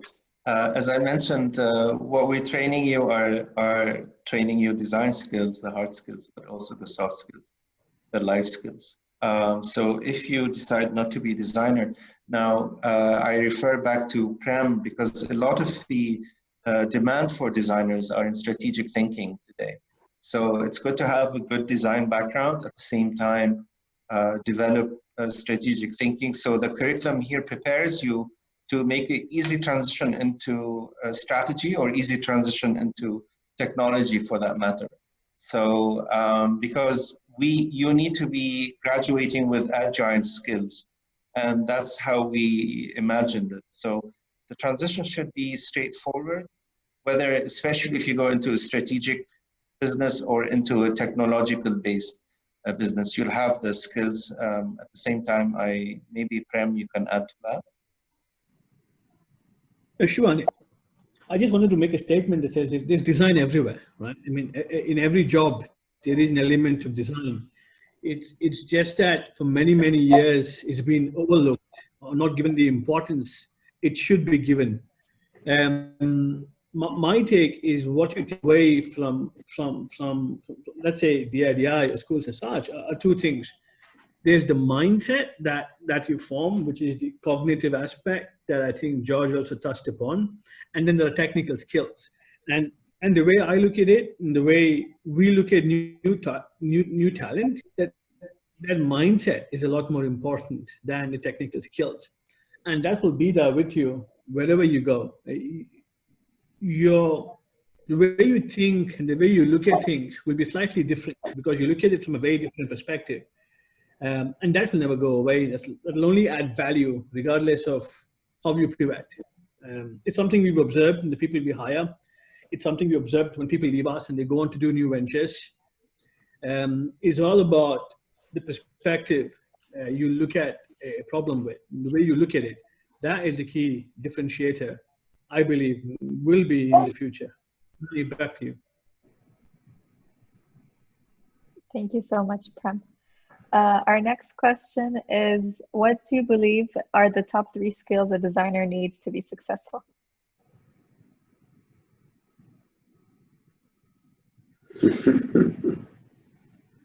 I would say passion, passion, and passion. Dalila's nodding, yeah. But maybe the students can answer that one as well. Yeah, actually, I think you're very right because in my case, I had no background in design, and what made the difference was actually passion. I really gave it my all, and I think I fell in love with the process. And when you actually enjoy the process, you can never stop. It's addictive, and you actually can't wait to take on new projects and discover new things. So I think it's passion, but it also comes along the way. So it's something that you build up, and it requires patience. What about you, Arnav? I'd say creativity, passion, and patience. Just like Dalila And patience, said. yeah. Yeah. So if you like to do it, and if you can think about like creative stuff to do, like cool, then you would have the patience to sit and make it, and that you'll love that. I mean, that's all you need. Just creativity, patience, and passion. That's all you need. Thank you so much. Alrighty, our next question is, what are the subjects taught in the curriculum? So if you haven't caught the beginning of Hani's presentation, we teach 4 disciplines in design. We do product design, multimedia design, fashion design, and strategic design management. And the way our curriculum works, it's a cross concentration. So you combine 2 of those 4 in your studies. Arnav and Dalila, I know you're going into your cross concentrations this coming year. So do you want to share with us what your plans are? Which 2 you're pursuing? I'm pursuing multimedia and product design. I'm going to take product design and strategic design management. Very cool. And Razan, for everyone, can you tell us, for example, if, well, we do have our brochures at the DIDI where they have the detailed curricula, more specifically about all the subjects, but can you tell everybody where they could find this in our website? I think in the website there's a catalog. Yeah, so it's available on our website, and if you can't find it there, you can always email me. I'll put my email in the chat, and I can always send that to you directly as well. Alrighty, our next question is, when do you know you want to be a designer? There's many different pathways. Some people know very, very early. Some people know very late. So in my case personally, since I was a kid, I was always disassembling my toys and reconfiguring them, and I always wanted to know how things worked and how things were assembled. So I learned pretty early that I wanted to be a designer. I didn't really know what type of designer. And at some point I thought I would be an architect because my father was an architect. But at some point I was looking something that was more around inventions. And I found industrial design, product design, and I loved it. I fell in love with it. But I know many people that have a career. Some of our students are already mothers. They've done previous careers in medicine and marketing and so on. And suddenly, or not suddenly, maybe throughout their whole life, that they always enjoyed doing something else. They always enjoyed creating new things, and that's why they are now mid-career studying design. So I think it's an interesting question, but I think it is different for different people. And Hani or Prem or the others, maybe you can share a bit your own stories of when you learned you wanted to become a designer, or even Arnav and Dalila. Dalila, I think you should tell your story because you came from hospitality, I believe, right? Yes. Actually, I was in a French school and I specialized in economics and political science. And then I went to study hospitality because I wanted to be in the service industry and interact with people. But I didn't feel I was in the right place, or that's where I saw myself being for the next 4 years and then have a career in that industry. So I went to the DIDI and I met you and the faculty and the students, and I just loved the vibe.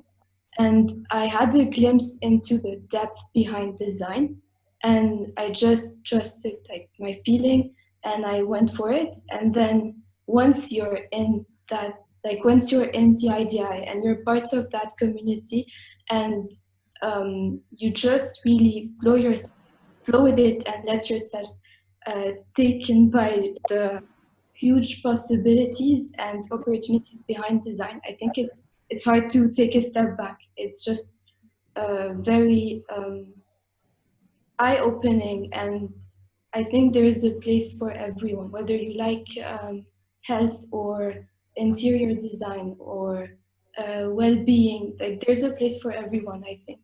As long as you put effort and hard work, I think it's just amazing. Thank you, Dalila. Thank you, Dalila. George, are you itching to tell us?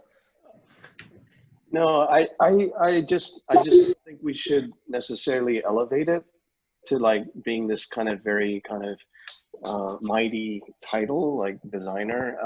I think it's more like I'm more interested in the process. So like design, we all kind of design. We all do things every day that makes us designers. Whether we take our our iPhone pictures in a special way, whether we record our TikTok videos, or whether we are interested in particular aesthetics or a nice place to be. So I think design is kind of like a designer is someone that kind of realizes or is aware, and I think it's that awareness that kind of and that transformation that then, if you want to take that on as a profession and actually looked at that as being kind of your main occupation, then yes, then you become a designer. But I think design is manifest in everything that we do every day in our everyday business. It's just that, are we aware? Do we want to kind of create and activate that and use that as our kind of main preoccupation? So I think design now is spread throughout, and it's how we kind of coalesce it and how we grab it and transform the things around us. And so I would say a designer is probably someone that maybe is wanting to have people do things in a better, more easy way. Someone that wants to have fun and kind of trying to do problem solving, or someone that would look on a problem and transform into something that is a solution. So I see it as very kind of open-ended thing, and something that is not high and mighty, but it's actually kind of what we make of it. So when you become a designer, I don't know. I think that's relative and personal, I think.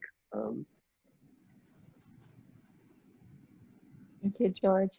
I got a private question from Leica. She's asking, do we choose 2 of the 4 courses in the first year itself? So maybe Carlos or Hani want to talk about how our curriculum works? Carlos, you want to take that one? Sure. So basically the first year we have the foundations, which are, let's say, all the common skills that every designer should learn. And during the course of the first year, we experiment with small projects around the 4 cross concentrations. And towards the end of this first year, you will need to choose the 2 cross concentrations that you want to pursue in the future.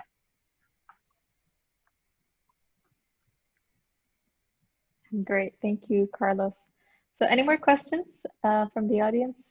You can type it in our chat box.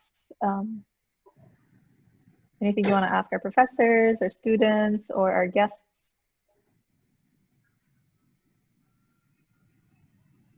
Maybe one thing we can talk about while we're waiting for more questions is specifically for Arnav and Dalila.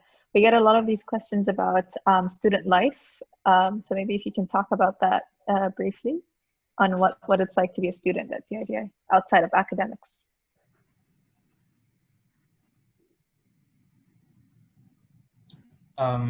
Outside of academics, it's a lot of fun. We have a lot of extracurricular activities like Carlos and the professors. We go play tennis sometimes out at the block. There's a lot of the trips that we go for. Like recently we went to Sharjah for the triennial, architectural triennial. We have a lot of guest speakers coming, a lot of new people to meet, like the e-library where we can meet a lot of amazing designers like we have today, like George and Prem. So it's a lot of fun. Like it's not only all about your academics and learning your design, you get to learn about a lot more stuff. And the students are a lot of fun also because we're all like-minded. We all think about the same things. We're like a small family here. And it's very easy to find your own people and talk to anyone you want. And everyone's really helpful. Especially your seniors. Like for me, for my projects, I took a lot of help from Nikhilesh from second year. And it's all like you feel like you're part of the community and you feel like you belong there. And that's just what life is. Like you feel like happy and you feel like, oh, this is exactly what I want to do if you feel like interested in design. Yeah. Dalila, what about you? Thank you, Arnav. I definitely agree with Arnav. We're like a big family and we all support each other, we help each other, and it's true, like the second years really helped us because they've been through what we went through and they know what we should do, what we shouldn't do. Like they always advise us, and it's really nice because it's a supportive environment and we grow all together and we learn from each other, we listen to each other, and we help each other. So it's great. Can I just add something? I think what you guys are talking about is great. It's amazing because it's kind of about having fun, but also kind of creating the culture of fun, you know, of design, and that's so important to have. Is that, and that's kind of goes back to D3. It goes about, you know, where the design community, what is that about? The design culture, because if you have the culture, if you kind of create this kind of cultural neighborhood of design, then you can kind of communicate, participate, collaborate, all these different things. And it's a really, really important thing to get right. You know, we can go even back to MIT. I mean, there's a great book called Messy. And I don't know if you guys know this book, but it actually talks about how MIT, back in the day, they had this kind of crazy building called Building 20 that actually manifested innovation and kind of collaboration because there's this kind of like building. But then as it kind of evolved, like some of the thinkers and some of the strategists were put in these kind of almost kind of a laboratory research building, and it just didn't happen. And it's all about this kind of culture, the culture of experimentation, the culture of design thinking, the culture of kind of ideation. You know, that's really, really important. And so what you guys have at DIDI is an amazing, not only D3, but an amazing space that's open and you can kind of communicate and participate, and it's fun. So when things become fun, things become loose, flexible, agile, and you're not afraid to kind of debate, you know, And so also, it's really, really important. George, this is beautiful, and Arnav, what you said, and Dalila. Speaking about Building 20, just so you know that the radar was invented there, and Noam Chomsky's office was there. Linguistics and radar designers all in the same building. Anyway, so what I would say also is that the faculty, we have open door policy. You can come to us, talk to us anytime, including myself. The students know that, and we have one-on-one sessions with the students as much as possible. So we can provide. We are small enough to be agile and also to give attention to the students. So when we say we are student-centric, we actually mean it. It's not just lip service. And Arnav and Dalila, maybe you can. And Hani, if I can add to that, because we're a new institution and because we're small, we can do many things that bigger institutions, big universities will never do. So one of the things is that in most big universities, you're just a number or a code. Here, all the faculty and staff know everybody by name. In most institutions, for example, the dean, you never know who the person is. Here, Hani actually teaches, so he knows all the students. It's a very collegial environment. And as Arnav was saying, we will go together, faculty and students, to play beach volleyball in the blog, and we organize little ping pong tournaments around ourselves. So it's a very collegial, relaxed, nice environment in that sense. And of course, we're making things happen in a very agile way. And true to that, if you have an idea for a club, Arnav is on the student body, and you just go to the student leadership and you say, I want to start a club, and it should be done quickly. There are no, like Carlos was saying, we're small enough that we can immediately do it. And we've been playing chess. We have a chess club now as well, which we've been playing online. It's been fun as well, geeky fun, but you know, my kind of fun. Yeah, and for those of you who are not aware of D3, maybe the block is an area close to the canal, and it has a lot of recreational facilities. So there's like a basketball court, skate park, rock climbing walls, parkour set, volleyball field, table tennis, and much more. So it's a really nice place. So D3 really feels like our campus, even though it's the whole design community, but it has that campus feel to it, which is really cool. I have one question from Simran. How many students does DIDI accept each year? So we accept around 50 every intake, and we keep it intentionally small because we like this small feel. And with design, you need to have that one-on-one interaction, as Carlos and Hani have talked about. So yeah, okay. We have maybe time for one last question, if anyone has any. Otherwise, closing remarks from our guests, our students, Carlos, Hani. Razan, how do I apply? Oh, of course. So our applications are online. For those of you looking to join in fall 2020, you go to our website. There's a big orange button that says apply now. Our website is didi.ac.ae. We have a question about what mark do you need at MSAT? So for our English language requirement, you can do either the MSAT, the TOEFL, or the IELTS. If you're doing MSAT, you need to have 1,400 in the English. If you're doing IELTS, 5.5. If you're doing TOEFL IBT, it's a 66. And Hani just shared the link to the block at D3, so you can see what we were talking about. All right, team. Any more questions? Anything else?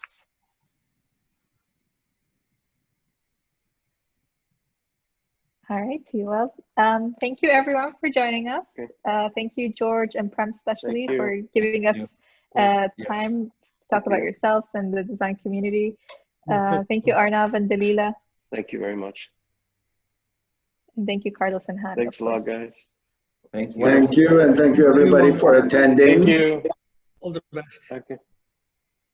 And if you have any more questions in the future, you can reach out to me. You have my email in the chat, and I'll type it in again one more time. All right. You have a great day, everyone. Thank you. Bye. Thank you. Bye. Goodbye.